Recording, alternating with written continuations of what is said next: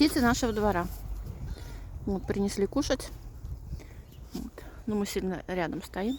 Вот они. Тут что-то чайки полетели. Да. Да. Улетаем. Вот, Бусянда. Да. Тебе тоже хватит. Да. А вот самое главное. Ну, почти. Ждут, пока мы уйдем.